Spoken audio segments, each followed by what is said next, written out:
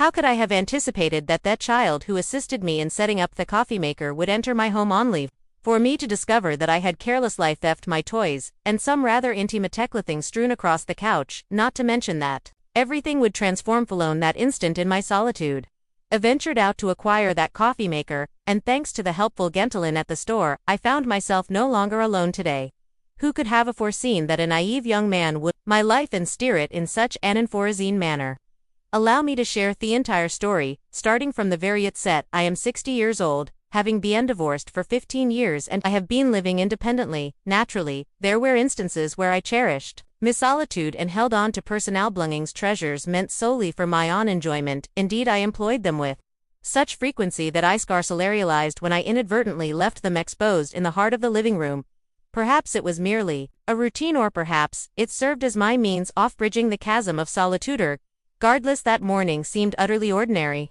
What began as a simple plan, to purchase a coffee maker and continue with my day, took an unexpected turn when that young man, Ryan, stepped in to lend a hand. As I swung the door open and welcomed him in with the box, I remained blissfully unaware that what began as an ordinary day was on the brink of transforming into something remarkably 23. Ryan radiated excitement, warmth, and an abundance of energy upon entering me home coffee maker, and his gaze roamed over every nook and cranny of the space. At that moment, his gaze fell up and saw me, intriguing the toys scattered about, along with the personal garments I had carelessly draped over the couch. I had grown so accustomed to their presence that it had slipped my notice entirely. To me, they appeared to be the most mundane aspect of the house. Ryan offered a subtle smile as he approached that living room and remarked, "You don't you?" His eyes sparkled with a mischievous curiosity. My face flushed a vivid crimson. It occurred with such unexpectedness and mortification that I found myself at a loss for how to respond. A simple task was at hand. Samine was merely meant to arrive and set up the coffee maker. Ultimately, I kept these intimate aspects of my life to myself. My solitude belonged solely to me, and I never sought to impose it.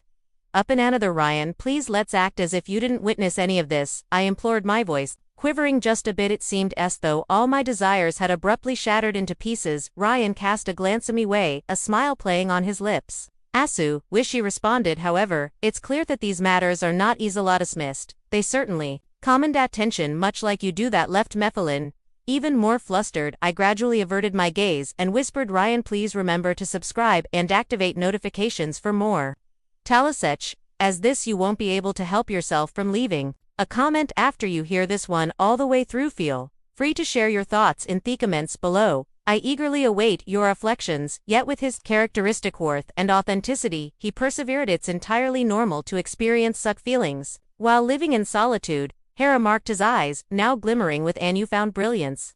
"Each of us carries our own set of desires, as you might understand. Yet there are moments when such things simply fall short. Don't you think?" The subtle emphasis in his words lingered at the end, resonating with aqueous intensity. He seemed to be making an effort to connect with me, reaching out in a manner that was simultaneously and tender. Our gazes intertwined for a fleeting moment, and in that instant, a flicker of connection ignited between us, a tug, a silent allure, a subtle fervor. Ryan's warm gaze lingered in me, and with each fleeting moment the distance between us diminished. Each word uttered resonated deeply within me, and, in that moment, I understood that my emotions had transformed into something genuinely unique. Ryan remarked, a peculiar spark dancing in his eyes. "I noticed it.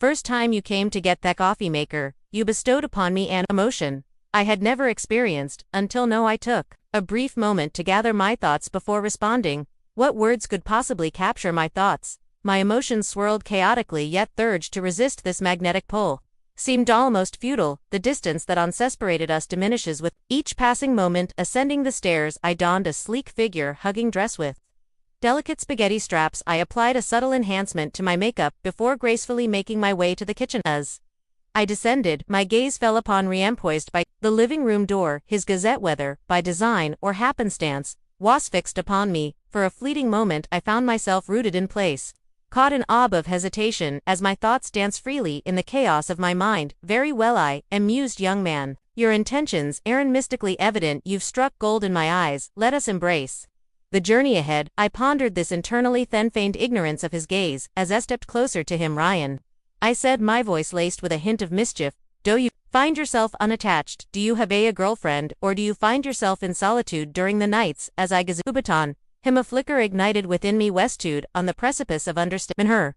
Each word, each gesture, each fleeting glance resonated, with a significance that transcended the ordinary. As I beheld the thrill anti-mid wonder reflected in his gaze, a smile gently blossomed on my lips. Anseov completed the setup of the coffee maker. Shall we brew some coffee together? He spoke scarcely, aware of the subtle quiver that betrayed my composure. Let us engage in conversation. Please share your story with me. As I approached him, a warmth began to blossom within me. Every small detail about him draws me closer. And lowered himself into a chair, yet heftened himself restless, unable to settle into comfort. I however made a deliberate move and positioned my chair directly beside his. As I positioned it, securely beneath me, my skirt crept up slightly, just a few cm, yet I was acutely conscious of the movement. Ryan's gaze ascended, halting just shy of connecting with my own. His attentiveness was palpable, a true reflection of his sincerity. I cast a sidelong glance his way, attempting to measure the weight off this newfound intimacy, and offered Ozma. With a casual crossing of my legs, I leaned back, resting an arm on Becker's back. Rest. Were you filled with thematians as you awaited this moment? I playfully teased, aiming to infuse themament with a light-hearted spirit, yet the unspoken tension between us steadily escalated. Ryan, a touch flustered yet unwavering in his gaze, inquired, "How old are you?" His voice trembled, just a touch caught in the delicate balance of astonishment and reverence. I believe you were 50 feet. A glimmer ignited my gaze. Did he genuinely believe I was 50? That was intriguing and strangely complimentary. A smile crept onto my face. Do you prefer those who are 50 years old? I playfully arched, unabrow, my gaze fixed intently upon him. Every word, every fleeting moment. Sheradrew, a sneer ignited by the intensity of the experience. The expression of astonishment reflected in his gaze. Hebert, utterly captivated by my presence. No, that's not what I meant, Hesed, his voice tinged with a hint of offshiness. Your youth and beauty are truly captivating. His words reverberated in Mimond. A gentle warmth enveloped me, yet concurrently a sense of unease washed over me. Being this close now to King, another step felt profound. A stillness enveloped us, a pause that lingered in the air. With a steadying inhale, I said, "Question, are you currently in a relationship? Do you find yourself in solitude? Do you ever feel the weight of quiet nights alone?" I was both eager and slightly anxious to hear Tess' response to these questions. Ryan dropped his voice, his gaze fixed intently on me. "I'm alone," he remarked. In that instant I was utterly convinced he was alone, yet it was the sort of low Ninush found himself reluctant to embrace. We exchanged glances for a moment, and I sensed that he was aware of the fervor in my stare. A subtle transformation took place within me as I lingered, in anticipation. My emotions began to crystallize swiftly, and I realized it was time to act. "That's not how tonight will unfold," I declared, my tone resolute. Mewed with a newfound determination, Magazi returned to him, and each word I uttered resonated with significance. In that instant, I realized that everything was on the brink of transformation. "Ryan, follow me," I said, leading him to where we could talk more privately. With a subtle glance, I directed my gaze toward room that housed the bed, then turned away without a moment's pause. Certainly I would comply. I sensed his footsteps trailing behind me, his breath quickening her so slightly. As we stepped into the bedroom, Ryan paused by the threshold. His shoulders bore a slight tension, yet his expression remained sharp and anticipatory. I pivoted to confront him, and upon his visage I discerned a blend of uncertainty and exhilaration. "Ryanair, you prepared?" I inquired, my voice measured and unwavering. I moved in a little closer, a faint smile gracing my lips as I spoke. "My experience is evident. Weldon, you agree?" Take a deep breath. "There's no reason to feel anxious." As I drew near, I rested my hand softly on his shoulder. That subtle touch appeared to alleviate some of his tension, yet it simultaneously ignited a surge of excitement within him. In that instant, Trion's vibrant spirit collided with the assurance and determination I had cultivated through the passage of time. It changed into something more comfortable, sir.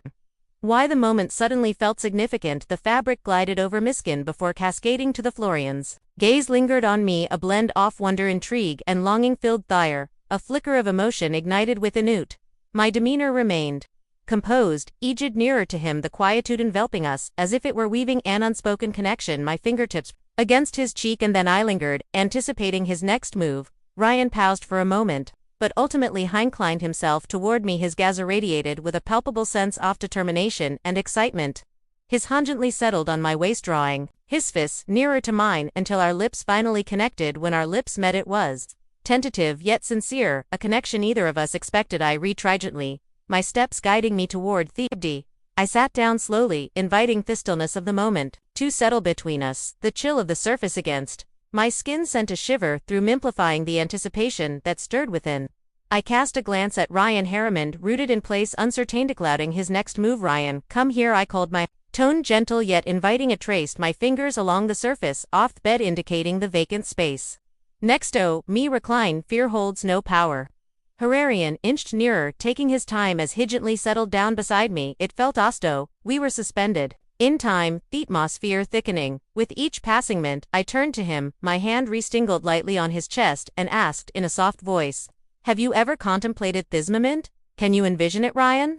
Ryan's gaze remained fixed on me, and intense more than merely envisioning it. He murmured, his voice soft and slightly trembling, yet I never believed it could truly come to pass. In thought, instant, every uncertainty was cast aside. We were intertwining not only with our physical selves, but also with the depths of our emotions. Neither of us had any idea where this journey would lead, yet one truth stood unwavering in mind. The thrill I experienced with Ryan was a longing I had been seeking for quite some time. As I lay beside him, the excitement within me transformed into a of bravery. I propped myself up at the edge of the bed, my eyes locked on Turian. As I gradually rose to my feet before him, as I leaned slightly towards him from the head of the bed, our eyes met, intertwining in a moment that held both surprise and anticipation. In his gaze, and I spoke, my tone gentle yet firm. This evening we find ourselves in each other's company, united in our shared presence. Ryan swallowed with difficulty, his gazoon wavering. His silence conveyed a deep comprehension of the gravity of my words. His hands clutched the edge of the bed with a fierce intensity, yet his eyes shimmered with newfound courage. With deliberate slowness, I leaned in closer, his face cradling his cheeks, soft lie in my hands. Let us embrace this moment tonight, I murmured, drawing my lips nearer to his. Refrain from questioning anything.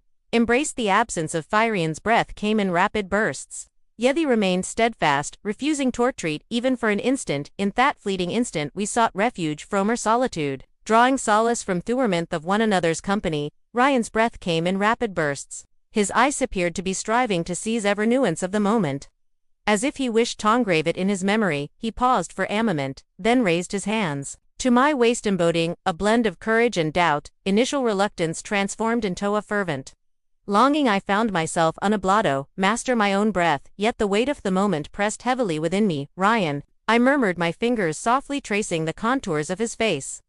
This sensation is overwhelming, and it is truly exquisite. Ryan held his gaze steady, responding in a voice that resonated deeply yet quivered with a tender warmth. I'm experiencing similar yet doesn't it seem like everything is unfolding at an astonishing pace? This emotion I possess is profoundly intense, and it radiates with exquisite beauty. It's likely evident that I'm venturing into uncharted territory here. A smile blossomed upon my lips. I drew near gently, pressing my lips against his forehead. Ryan, there are moments when life unfolds more beautifully when we refrain from overanalyzing. Embrace the moment, and let it carry you forward, I said with a comforting voice. Ryan hesitated briefly, then gradually moved his hands from my waist upward, drawing me nearer. As our breaths intertwined and the distance between us vanished, this moment held the potential to alter the course of our lives forever. In a fleeting moment, Ryan, gasping and surrendering, completely allowed himself to be free. As I had predicted, he continued unabated, and the sensation was nothing short of extraordinary. As I reclined beside him afterward, he appeared so content,